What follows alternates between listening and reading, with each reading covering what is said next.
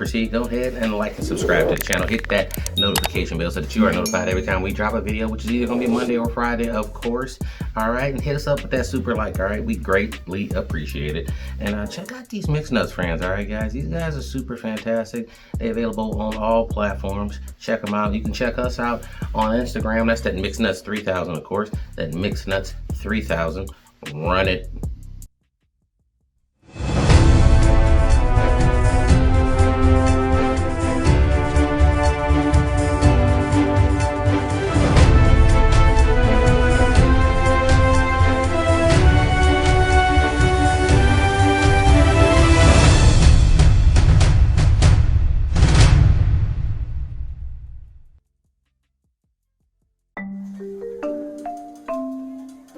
Target, a household name, a retail therapy haven. From groceries to gadgets, it seemed to have it all. A brand synonymous with affordability and trendiness, a favorite among millions. But behind the shiny facade, a storm was brewing. A perfect storm of corporate decisions and public reaction. Target, like many corporations, embraced DEI initiatives. Diversity, equity, and inclusion. Buzzwords, perhaps, but with the noble goal of creating a welcoming environment for all.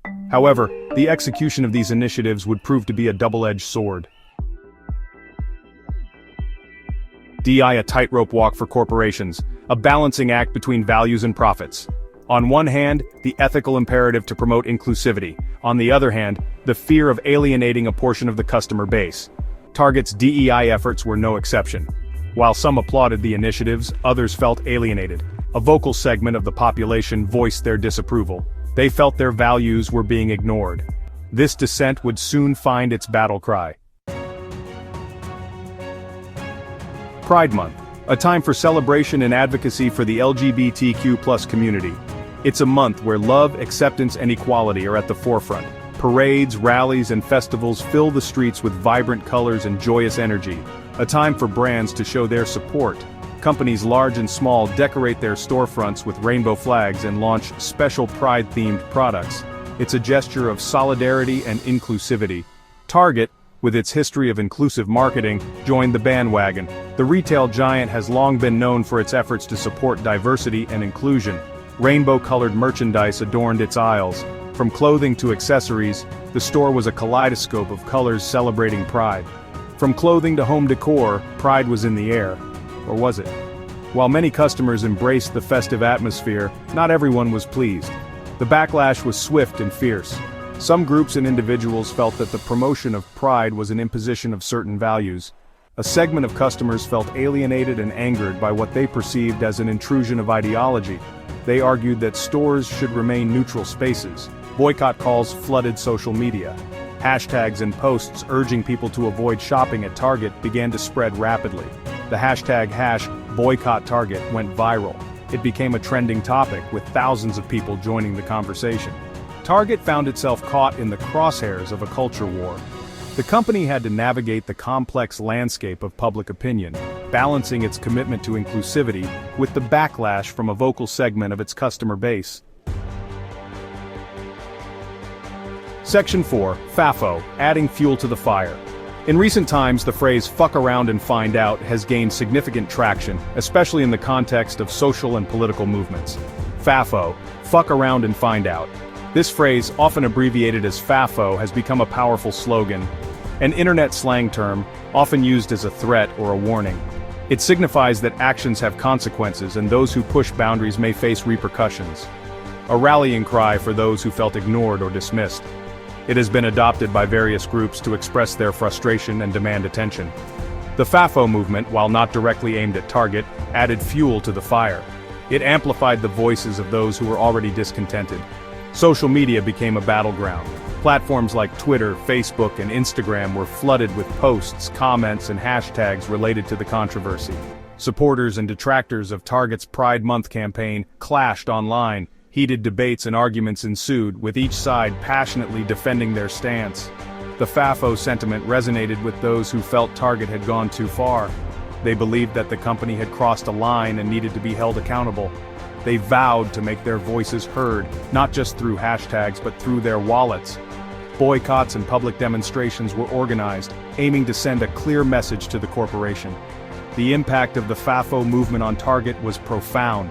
It highlighted the power of collective action and the influence of social media in shaping public opinion. Section 5, the aftermath, counting the cost.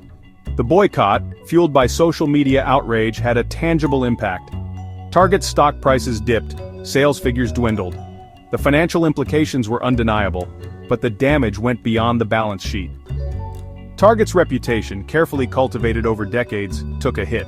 The brand, once synonymous with inclusivity, became a symbol of division. The incident served as a stark reminder of the power of public sentiment in the digital age. Section 6. A cautionary tale corporate America takes note. Target's experience sent shockwaves through corporate America. The retail giant's misstep became a focal point for discussions in boardrooms across the nation. Executives and decision-makers were forced to confront the new reality of doing business in an era where every move is scrutinized. Companies, now more than ever, found themselves navigating a minefield of social issues. The stakes were higher, and the margin for error was slimmer. Every statement, every campaign, and every silence was dissected by a vigilant public. The line between supporting a cause and alienating customers seemed razor-thin. Businesses had to weigh their actions carefully, balancing their corporate values with the diverse opinions of their customer base. The message was clear. In the age of social media, corporate decisions have consequences. A single tweet or post could spark a movement or ignite a backlash. The digital age had amplified the voices of consumers, making it impossible for companies to ignore. Silence can be seen as complicity. Inaction was no longer a safe option. Companies had to decide where they stood on critical issues, knowing that their stance would be judged by the public. But taking a stand can also be met with backlash. The risk of alienating a segment of their audience was real. Companies had to be prepared for the potential fallout of their decisions. The Target case became a cautionary tale, a reminder of the complexities of navigating social issues in a polarized world.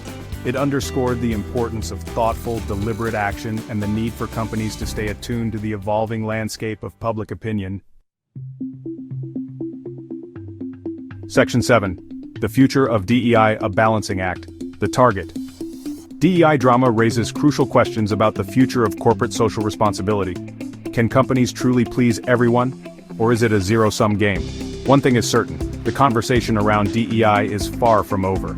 The challenge for corporations going forward is to find that elusive balance, to promote inclusivity without alienating customers, to engage in meaningful dialogue without appearing opportunistic, to stand by their values while protecting their bottom line. The tightrope walk continues. Alright, Mixed Nuts, that is it for me today. I'm about to make like a baby and head out. If you want to support the channel, go to buymeacoffee.com/mixednuts. We got new videos coming every Monday or Friday, of course. You can check us out on Instagram. That's that Mixed Nuts 3000. And until next time,